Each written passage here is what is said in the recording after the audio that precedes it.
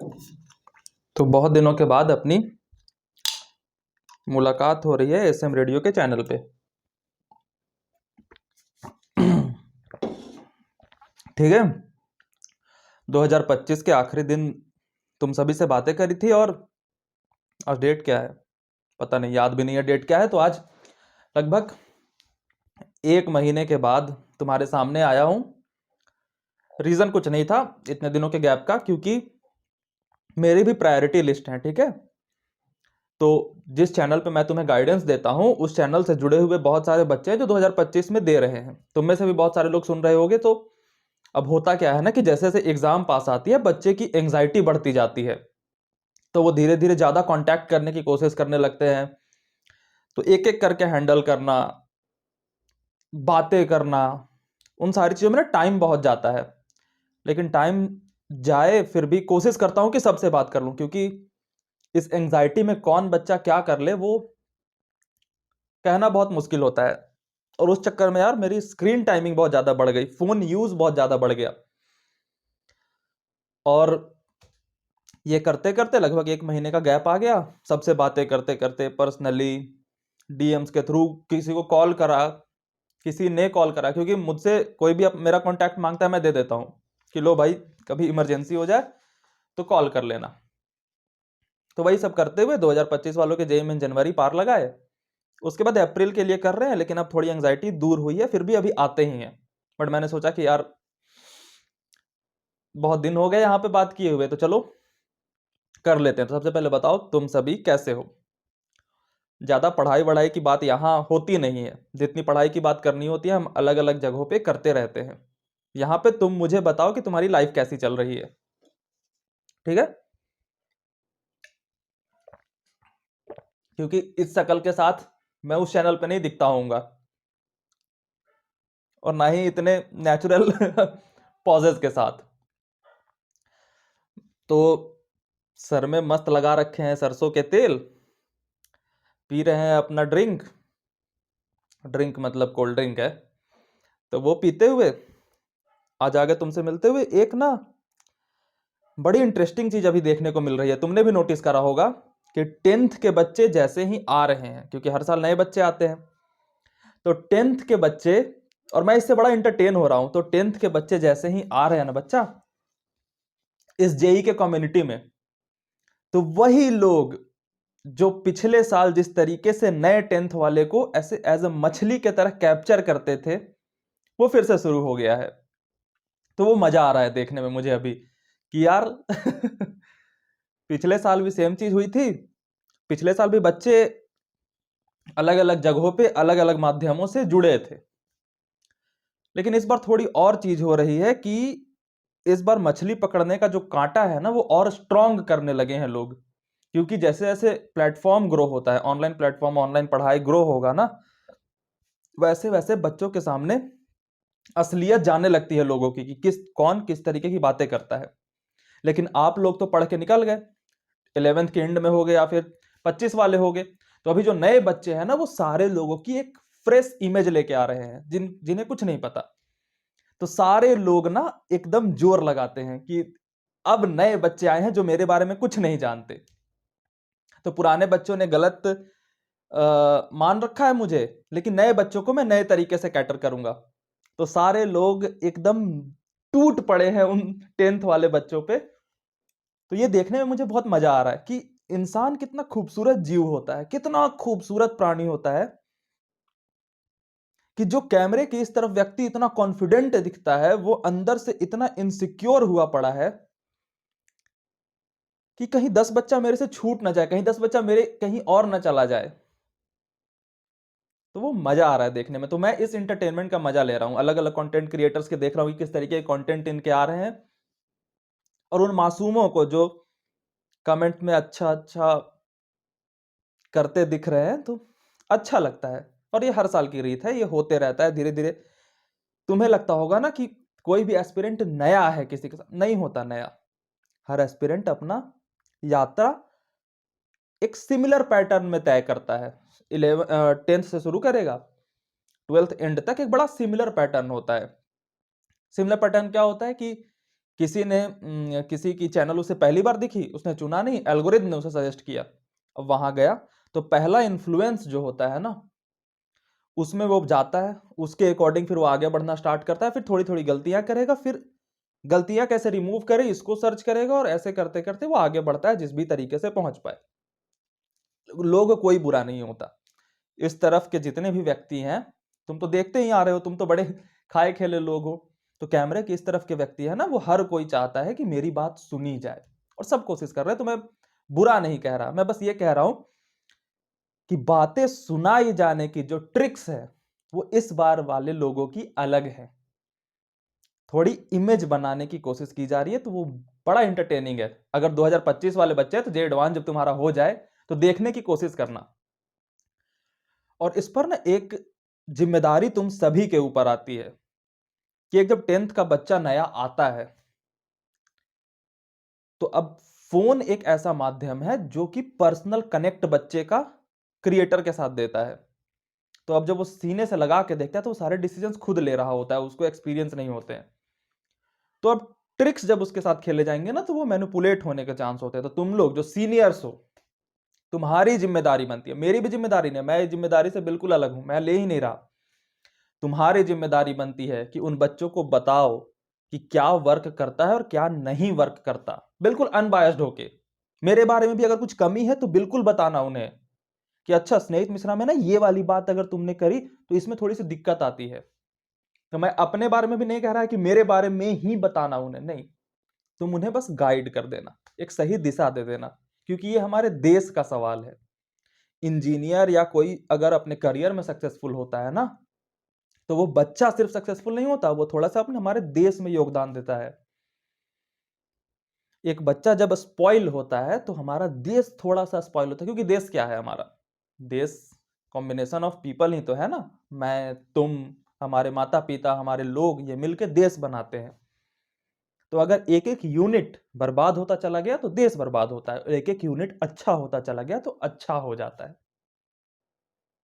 तो ये तुम्हारी जिम्मेदारी है कि तुमसे जो जूनियर्स आए उन्हें बताओ कि अच्छा ऐसे एक्शंस लेते हैं, इस तरीके से करते हैं। और तुम ये मत सोचना कि भैया मेरे तो खुद के मार्क्स नहीं आ रहे तो मैं कैसे बता सकता हूं, नहीं, तुम सब किसी ना किसी मामले में कैपेबल हो।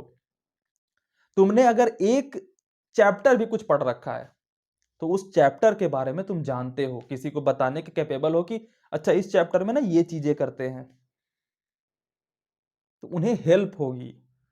वो जो भटकेंगे बच्चे नए वाले, वो नहीं भटकेंगे उतने तरीके से अगर तुम उनके साथ खड़े हो जाओगे। मैं नहीं खड़ा होऊंगा, मैं एक टूल की तरह हूं, मैं अपना काम इधर से कर रहा हूं, मेरे से जितनी शक्ति पड़ती है मैं सारा कुछ करने को तैयार रहता हूं। लेकिन एक लिमिट होती है हमारी भी ना। ग्राउंड पे मेरे योद्धा तुम बैठे हो, तुम बच्चों को संवारोगे, क्योंकि एट द एंड मकसद क्या होता है हमारा? कि बच्चा संभल जाए, है ना? और बच्चा अगर तुम्हारे बताने से ही संभल रहा है तो उसे मेरे पास आने की जरूरत क्या है? और मैं बड़ा खुश रहता हूं कि मेरा काम तुम कर रहे हो, क्योंकि मैं कुछ बेच तो नहीं रहा कि मैं चाहूंगा कि सारे लोग मेरे पास आए। तुम मेरे पास आके करोगे क्या? मेरा क्या फायदा करोगे? कुछ फायदा नहीं होगा मेरा। मैं अगर ये चैनल या ये सारा पूरा का पूरा इकोसिस्टम का चैनल है मेरा, वो मैं डिलीट भी कर दूं तो मेरा कुछ नहीं नुकसान होना। तुम्हें लगता हो कि भैया यूट्यूब से पैसे वो क्या पैसे हैं? कुछ नहीं है वो। तो पर्पस क्या है फिर? मैं हूं क्यों? क्योंकि बच्चा सुधर जाना चाहिए। क्योंकि यहां पे ऐसा मुझे कोई नहीं दिखता जो बेच नहीं रहा, कुछ ना कुछ बेच ही रहे हैं। और जब बेचना आ जाता है ना बच्चा, तो फिर ये रहता है कि मेरी चीजें ज्यादा से ज्यादा बिक जाए, फिर हम अनबायस्ड होकर देख नहीं पाते। लेकिन तुम तो एक स्टूडेंट हो, तुम तो एक कंज्यूमर हो ना, तो तुम्हें पता होगी कि क्या चीजें खरीदनी है, क्या चीजें नहीं। कुछ चीजें खरीदनी तो पड़ेंगी ही बच्चों को, तो सही चीजें उन तक पहुंचे इसकी जिम्मेदारी मैं तुम्हें देता हूं। बाकी तुम्हारी भी पढ़ाई है और तुम्हें भी लड़ना है। तुम्हारे लिए एक बात कहता हूं कि अभी जो कि बहुत बड़ा कंसर्न होता है कि जब हम तैयारी शुरू करने से पहले कुछ ख्याल नहीं आता, ये सब तैयारी शुरू कर देने के बाद बच्चे के अंदर ख्याल आने लगते हैं कि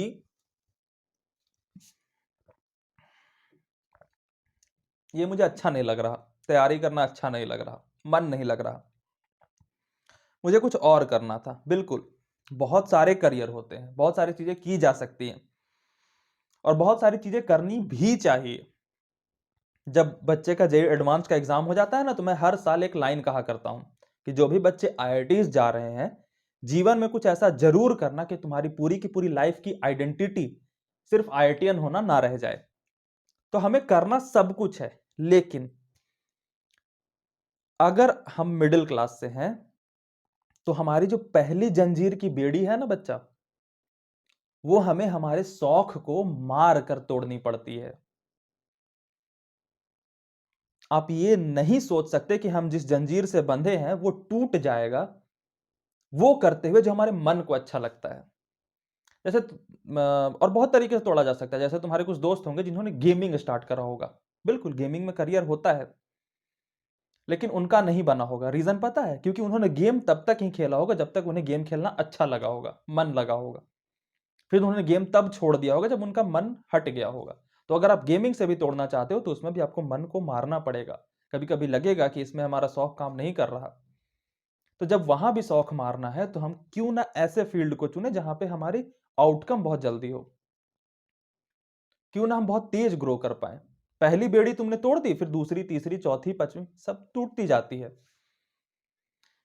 लेकिन अगर हम मिडिल क्लास से हैं, हम सभी मिडिल क्लास से हैं, मैं भी, तो हमें पहली बेड़ी जो है ना वो मजबूरी में तोड़नी पड़ती है, वो अपने मन को मार के तोड़ना पड़ता है। तो अगर मन में कुछ ख्याल आए, भटकाव आए, क्योंकि अभी का टाइम ऐसा है ना कि आपको अगर कोई कूड़े उठाने के काम को भी बड़ी इंटरेस्टिंग से बताए तो आप इन्फ्लुएंस हो जाओगे कि कूड़े उठाने में भी करियर बनाया जा सकता है, बनाया जाता होगा। लेकिन इतने इन्फ्लुएंसिंग मार्केट में, इतने इन्फ्लुएंसिंग दुनिया में, जब आप हर 10वें दिन एक नई चीज से इन्फ्लुएंस होगे ना, तो वो पहली बेड़ी नहीं टूटेगी। और पहली बेड़ी नहीं टूटती ना, और पहली बेड़ी तोड़ने का एक खास टाइम होता है। 15 साल से लेकर के 20 साल तक की उम्र में पहली बेड़ी तोड़नी होती है हमें। अगर वो नहीं टूटी ना तो फिर लाइफ लॉन्ग नहीं टूट पाती। फिर एक एवरेज मिडिल क्लास ट्रैप में फंस करके आप अपनी मृत्यु तक की यात्रा तय कर देते हो। और तुम सभी कैपेबल हो, बस मन को कंट्रोल करना है तुम्हें। अभी कॉम्पिटिटर्स ज्यादा हैं, कंपटीशन बहुत कम है। ये जो फोन है इसने सबको मार रखा है। जो थोड़ा सा जीवित होगा ना वो जीत जाएगा। थोड़े से कंट्रोल करके देखो, थोड़ी सी अपने शौक को मार के देखो, थोड़े से अपने मन को मार को देखो।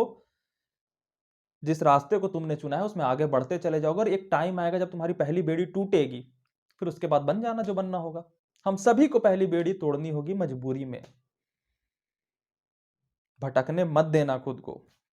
और खास करके अभी, आज के 10 साल पहले जब इतना इंटरनेट नहीं था तो किसी के भटकने के चांसेस लिमिटेड होते थे। जैसे आप अपने मोहल्ले में रहते हो, तो कोई आईआईटीज की तैयारी कर रहा है, उसके सामने कोई क्रिकेट के बारे में बात करने आ गया, ठीक है, क्रिकेट के बारे में बात करने आ गया, तो एक तरीके से एक बच्चे के मन में जा सकता है कि मुझे क्रिकेट खेलना है। और क्या भटकाव हो सकता था कि मुझे, यार मेरे टाइम में तो क्रिकेट ही था और तो मुझे कोई भटकाव याद आ नहीं रहा। हाँ, टीवी देख सकते हैं कि भैया टीवी मैं देखता हूं, लेकिन टीवी इंटरटेनमेंट के तौर पे देख रहे थे। टीवी देखते हुए किसी का ख्याल नहीं आता था कि मुझे टीवी में काम करना है। लेकिन अभी जब इंटरनेट के इरा में इतने इन्फ्लुएंशियल वर्ल्ड में हो, तो रोज तुम्हें 10 इन्फ्लुएंशियल बंदे मिलेंगे जो तुम्हें इन्फ्लुएंस कर देंगे कि इससे भी, इससे भी, इससे भी, इससे भी, इससे भी जा पाओगे। सबसे जा सकते हैं, लेकिन सब से जाने की ट्राई करोगे ना तो किसी में नहीं जा पाओगे। पहली बेड़ी मजबूरी में तोड़नी पड़ती है। इस बात को ना एकदम ऐसे कॉपी में लिख लेना। जब भी तुम्हें लगे मन नहीं कर रहा तो पूछना, क्या पहली बेड़ी टूट चुकी है? कि मैं अगर 1 साल तक काम ना करूं तो भी क्या मैं चल पाऊंगा? अगर किसी के घर में 100 करोड़ रुपए रखे हैं तो उसे बिल्कुल उसे ट्राई करना चाहिए, एक्सपोजर लेना चाहिए, हजार चीजें लेनी चाहिए। लेकिन अगर नहीं है तो उस पहले वाले जो बंधन है ना उसे तोड़ना पड़ेगा तुम्हें। जितने भी महान लोगों के तुम एग्जाम्पल्स देख सकते हो, उन्होंने पहला काम कुछ और किया होगा। एपीजे अब्दुल कलाम साहब ने पहले पेपर बेचे थे। पहली बेड़ी तोड़नी उनके लिए जरूरी थी, पेपर बेचा उन्होंने। किसी भी महान इंसान को उठा लो, महात्मा गांधी ने लॉ करा पहले, जितने भी फ्रीडम फाइटर है उन्होंने कुछ ना कुछ करा। तुम भी कुछ करना और एक जगह करना, बहुत हेल्प होगी। नहीं तो भटके हुए व्यक्ति को कुछ नहीं मिलता। A man who chased two rabbits catches none. दो खरगोश के पीछे भागोगे, एक भी हाथ नहीं आएगा। एक खरगोश को पकड़ो, उसके बाद तुम्हारी सिक्योरिटी बनेगी, फिर उसके बाद खेलना ना, तुम खुल के खेलना। मैं तो कहूंगा तुम्ही से कि आईआईटीएस जा रहे हो, अब ऐसा खेलना कि तुम्हारी लाइफ की आइडेंटिटी सिर्फ आईआईटीएन होना ना रह जाए। कि तुमसे कोई पूछे कि तुम क्या हो, तो मैं ना आईआईटीएन हूं, ये बताने की नौबत नहीं आनी चाहिए। तुम में से कोई एंटरप्रेन्योर बन जाना, कोई साइंटिस्ट बन जाना, कोई रिसर्चर बन जाना, इंजीनियरिंग में रिसर्च होते हैं वो बन जाना, कोई एक्टिविस्ट बन जाना, कोई क्लाइमेट चेंज एक्टिविस्ट बन जाना, कोई पॉलिटिशियन बन जाना, सब कुछ। लेकिन पहली बेड़ी तोड़ने के बाद, अभी कच्ची उम्र है और अभी बड़ी जल्दी तोड़ सकते हो, अभी क्या करोगे? ठीक है, तो जब भी भटकने लगे मन ना, तो कहना कि सिक्योर हो, नहीं हो ना तो पहली तोड़ने की कोशिश करो। मिले अगले बार। चलो बढ़िया, आज बहुत दिनों के बाद थे तो मैं ही बोल पाया, सिर्फ तुम्हारी बातें ज्यादा नहीं कर पाया। थोड़ा यार मेरे तरफ से ना पोलाइटली रहा करो, मैं ना बहुत जल्दी हर्ट हो जाता हूँ। तो एक हमारे भैया हैं उज्जवल, भैया मतलब आप ही में से, सर हमारे, वो कमेंट में याद दिलाते रहते हैं कि भैया एसएम रेडियो पे नहीं आए, एसएम रेडियो पे नहीं आए, तो मालिक थोड़ा सा रहम कर दो हम पे, आते रहेंगे हम।